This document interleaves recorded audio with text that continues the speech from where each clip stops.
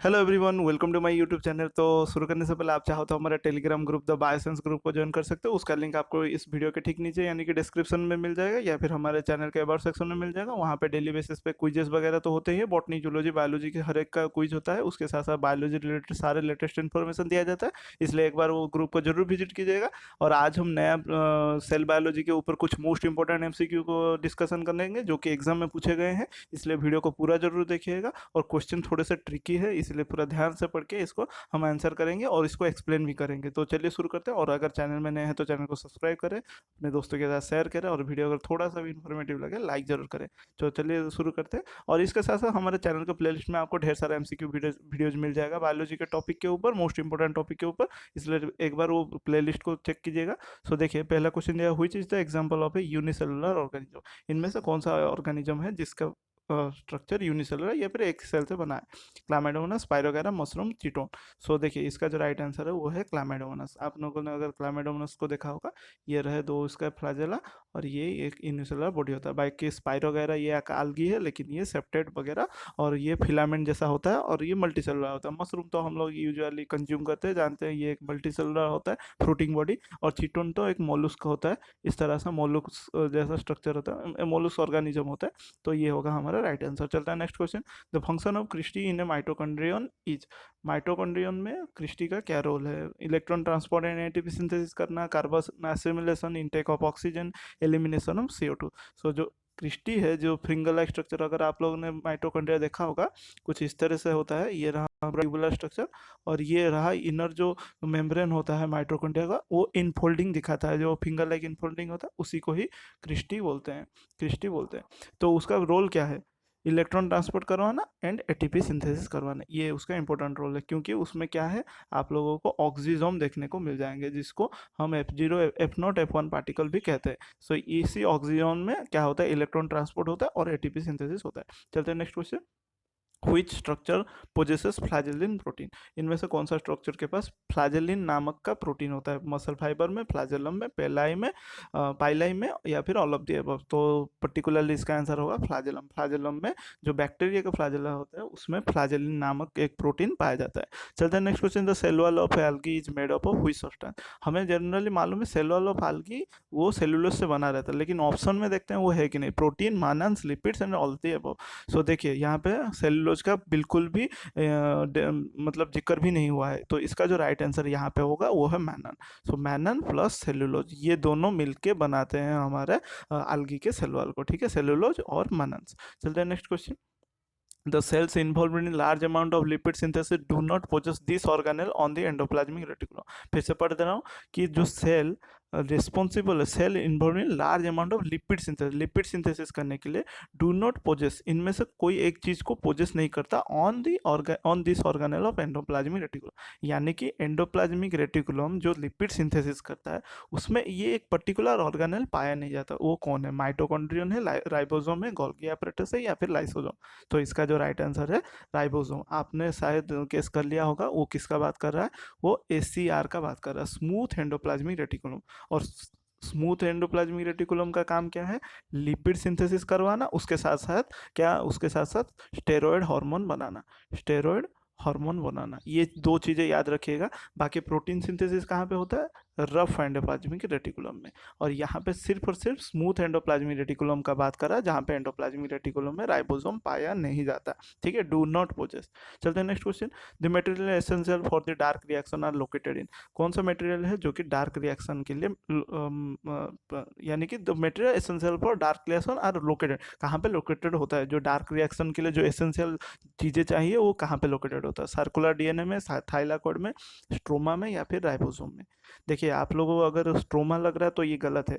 ये enzyme rubisco का बात नहीं कर रहा। रूबिस्को अगर पूछा पूछा होता तो मैं इसको क्लिक करता, क्योंकि रूबिस्को एंजाइम डार्क रिएक्शन के लिए स्ट्रोमा में पाया जाता है। लेकिन यहाँ पे पूछा है the material essential for dark reaction, जितने भी सारे मटेरियल चाहिए डार्क रिएक्शन के लिए, वो कहाँ से प्रोड्यूस होते हैं और पाए जाते हैं? वो थाइलाकोइड में पाए जाते हैं। जैसे कि NADPH हो गया, ये सब जो मटेरियल बहुत ही इंपॉर्टेंट होता है डार्क रिएक्शन के लिए, वो थाइलाकोइड से ही बनते हैं। बाकी अगर रूबिस्को एंजाइम का बात करता तो हम बोलते हैं the enzyme which is responsible for dark reaction found in stroma, ये बोलते हैं, ठीक है। चलते हैं next question. It next question देखते हैं। It directs the formation of bipolar spindle during cell division. Cell division के टाइम में जो बाइपोलर स्पिंडल बनता है, बाइपोलर यानी एक पोल यहाँ पे और दूसरा पोल यहाँ पे, तो स्पिंडल फाइबर यहाँ से जो बनता है, मैंने जो आस्टरिक जैसा बना है उसको क्या कहते हैं? Golgi body, centriole, ribosome, cilia. आप लोगों ने गेस कर लिया है, ठीक। इसको कहते हैं सेंट्रियोल। सेंट्रियोल होगा हमारा right answer. So this is our right answer. चलते हैं next question. In human which cell lacks a nucleus. Humans में एक ऐसा सेल है जिसमें न्यूक्लियस नहीं पाया जाता। Lymphocyte, RBC, monocyte, neutrophil. वो है हमारा मैच्योर आरबीसी। मैं लिख भी दे रहा हूँ, मैच्योर आरबीसी में आप लोगों को क्या देखने को नहीं मिलेगा? न्यूक्लियस। गोटर एंड ग्रेंडल ने क्या किया था? इसी मैच्योर एंड ऑर्गेनेल्स का फंक्शन जानने के लिए, न्यूक्लियस के अलावा जो आरबीसी मतलब दूसरे ऑर्गेनेल का फंक्शन जानने के लिए उन्होंने मैच्योर आरबीसी लिया था, क्योंकि उसमें न्यूक्लियस नहीं था। चलते हैं next question. The unit of phloem in which the nucleus is absent.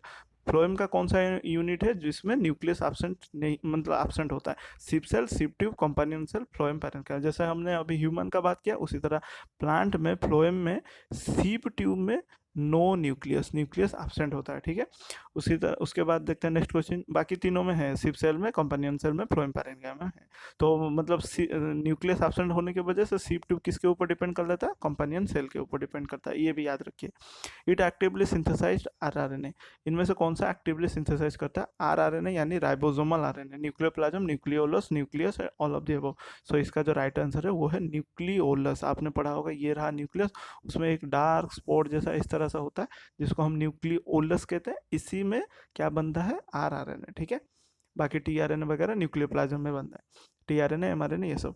उसके बाद next question. In each chromosome centromere possessing a disc shaped structure is.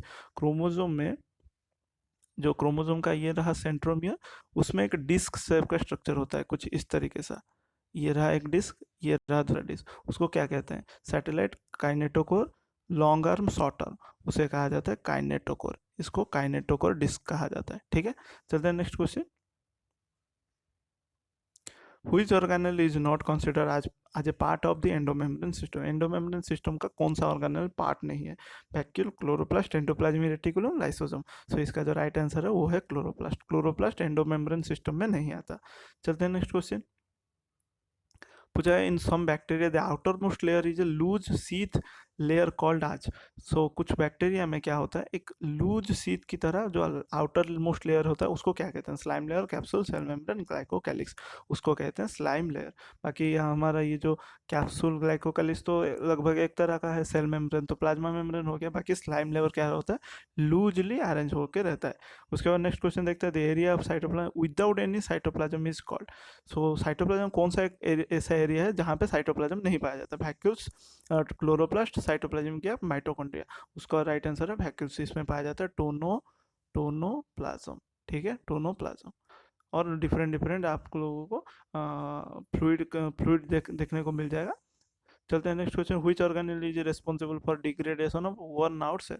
सो इनमें से कौन सा ऑर्गेनेल है जो कि डिग्रेड करता है? वर्न आउट, जो डैमेज सेल हो गए उसको क्या कौन हटाता है? Lysosome, Golgi apparatus, vacuole, endoplasmic reticulum. उसका राइट आंसर है एंडोप्लाज्मिक, क्यों सॉरी लाइसोसोम, क्योंकि उसके अंदर क्या होता है? हाइड्रोलाइटिक एंजाइम, हाइड्रोलाइटिक एंजाइम होता है, ठीक है।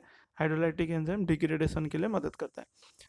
उसके बाद चलते हैं नेक्स्ट। इसीलिए इसको suicidal bag, atom bomb of the cell, scavenger of the cell भी कहा जाता है। उसके बाद देखिए, this organelle possess 9+0 structure. So 9+0 arrangement किस में पाया जाता है? Centriole, cilia, flagella, all. So ये पर्टिकुलरली सिर्फ और सिर्फ सेंट्रियोल में पाया जाता है, बाकी सिलिया और फ्लैजेला में 9+2 अरेंजमेंट पाया जाता है, ठीक है। चलते हैं नेक्स्ट क्वेश्चन।